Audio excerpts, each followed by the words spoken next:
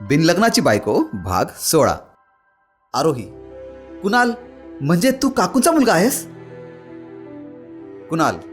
Of course. आरोहीला एक क्षण काहीही सुचत नसते. कुणाल. काय झालं आरोही?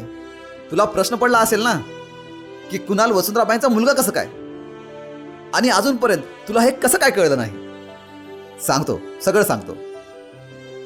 तू ज्या कंपनीमध्ये काम करतेस त्याचा बॉस माझा अगदी खास मित्र. लकी ड्रॉने बंगले घेऊन भाड्याने राहण्याची स्कीम जेव्हा तुझ्या ऑफिसने काढली तेव्हा मी लागलीच ऑफिसला गेलो. तिथे ऑफिसच्या लोकांनी भरलेले फॉर्म पाहिले. मला माझ्या बंगल्यासाठी असा भाडेकरू हवा होता जो सोबतच माझ्या आईची पण काळजी घेऊ शकेल. म्हणून मी स्वतः जातीने लकी ड्रॉच्या वेळेला ऑफिसमध्ये गेलो. ऑफिसचा बॉस माझा मित्रच असल्याने मी सांगेन तो भाडेकरू मला द्यायला तो तयार झाला. मी कामानिमित्त सतत बाहेरगावी असायचो. आई घरी एकटीच असायची.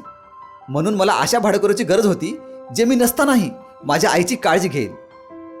म्हणून मी ऑफिसमध्ये आलेले सगळे फॉर्म चाळू लागलो की कोणी एखादी फॅमिली मिळते का. इतक्यात मला तुझं नाव दिसलं. इथे तू काम करतेस ह्याचा मला अंदाज होताच, पण ही नक्की तूच आहेस हे मला कळलं नव्हतं, कारण फॉर्मवर फोटो वगैरे काहीच नव्हतं आणि तुझं नाव देखील आरोही आदित्य देशमुख असं होतं. जिथपर्यंत मला माहीत होतं तुझं आडनाव तर देशमुख नव्हते. मी मुद्दामच माझ्या मित्राला या फॉर्मवरच्या फॅमिलीला माझा बंगला दे अशी विनंती केली, आणि बंगला असाही आईच्या नावावर होता, त्यामुळे माझं नाव मध्ये यायचा प्रश्नच नव्हता. संध्याकाळी आदित्यने चावी मागण्यासाठी दरवाजा ठोकला. मी दार उघडला आणि आदित्यला विचारले की तू कोणासोबत आलायस. तेव्हा आरोही तू बागेमध्ये फुलं बघण्यात गुंग होतीस. तू फार लांब असल्यामुळे तुला मी काही दिसलो नाही, पण मी मात्र तुला लांबूनच पाहिलं. आदित्य तुझा नवरा कसा काय असू शकतो मला खरंच काही कळत नव्हतं. मग मी मनात म्हटलं, आता तू हे नाटक सुरूच केलं आहेस तर त्याचा शेवट आपणच करू. तूच माझी होणारी बायको आहेस याची मी आईला सुरुवातीला काहीच कल्पना दिली नव्हती. माझी आधी 3-4 लग्न ऐनवेळी मोडल्याचा धसका आईने घेतला होता, त्यामुळे सगळं काही फिक्स झाल्याशिवाय मी आईला काहीच सांगणार नव्हतो. तशी कल्पना मी तुला देखील आपल्या पहिल्याच भेटीत दिली होती, त्यामुळे तूही कधी आईला भेटायचा हट्ट केला नाहीस. ते माझ्यासाठी एका अर्थाने बरेच झाले. तुम्ही इथे राहायला आल्यापासून आईबद्दलची माझी थोडी काळजी मिटली. दुसऱ्याच दिवशी मी बिझनेस मीटिंगसाठी चेन्नईला निघून गेलो. एके दिवशी जेव्हा आपण डिनरला बाहेर गेलेलो तेव्हा मी हॉटेलमध्ये आदित्यला पाहिले होते. त्याला बघून मला अंदाज आला की तो तुझ्यासाठीच हॉटेलमध्ये आलाय. तू मला बोललीस की मला स्टेशनला सोड, पण मला कल्पना होती की तू स्टेशनपासून जाऊन परत माझ्याच बंगल्यावर येणार आहेस, आणि स्टेशनपासून बंगल्यापर्यंतचा रस्ता खूप भयानक होता. रात्री अपरात्री तिथे एकटे दुकटे फिरणे बरे नव्हते. म्हणून तुझ्या सेफ्टीसाठी मी स्टेशनला माझी गाडी लावली आणि तुझ्या मागे मागे निघालो चोरून. थोडंच पुढे गेल्यावर काही टवाळ पोरं तुझ्या मागे लागली.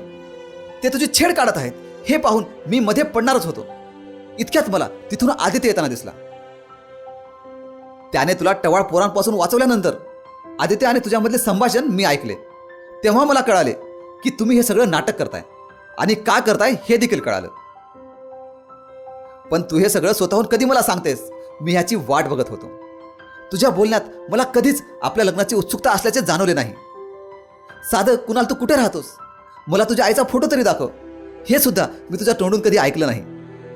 तेव्हाच मला जाणवलं की कदाचित हे लग्न तू मनापासून करत नाहीयेस. जेव्हा आदित्यने माझ्या आईला त्या आगीच्या हादस्यातून वाचवले तेव्हा मला आदित्यबद्दल खूपच आपुलकी वाटू लागली. आई सुद्धा तुमच्याबद्दल खूप काही सांगायची. तिचेही मन तुमच्यात रमू लागले होते.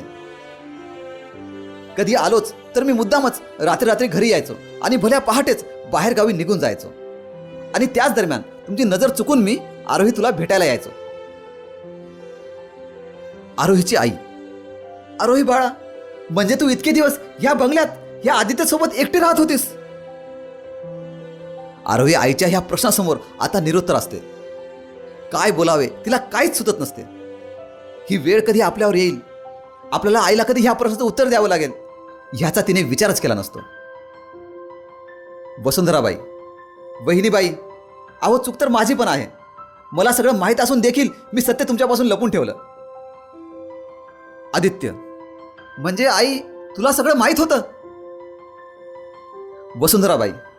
हो आदित्य, कुणालने मला विश्वासात घेऊन थोड्या दिवसांनी ही कल्पना दिली होती, पण आम्हा दोघांनाही पाहायचे होते की तुम्ही दोघेही एकमेकांचे प्रेम एकमेकांसमोर कधी कबूल करताय. पण तुम्ही दोघांनी प्रेम कबूल तर केलंच नाही, वर एकमेकांपासून दूर गेलात. कुणाल, हो आरोही, मला तुझ्या डोळ्यात ते प्रेम कधी दिसलंच नाही जे माझ्या डोळ्यात तुझ्यासाठी होतं. तुझे डोळे, तुझे मन सतत आदित्यला शोधत असायचं आणि हे मला कळून चुकलेलं. मग आता तूच सांग, तुझ्या मनाविरुद्ध मी तुझ्याशी लग्न केलं असतं तर आपण दोघेही सुखी राहिलो असतो का?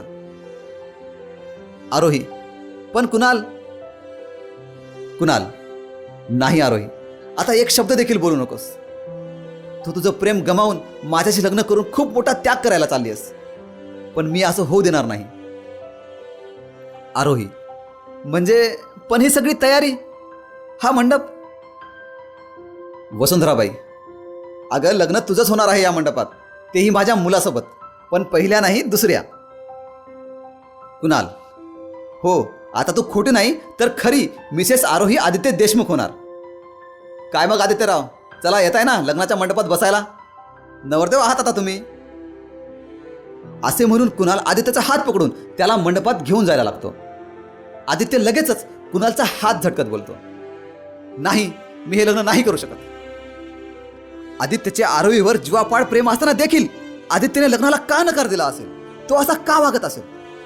या प्रश्नाचे उत्तर जाणून घेण्यासाठी पुढील भाग नक्की बघा. आणि हो, हा भाग कसा वाटला हे सांगायला विसरू नका.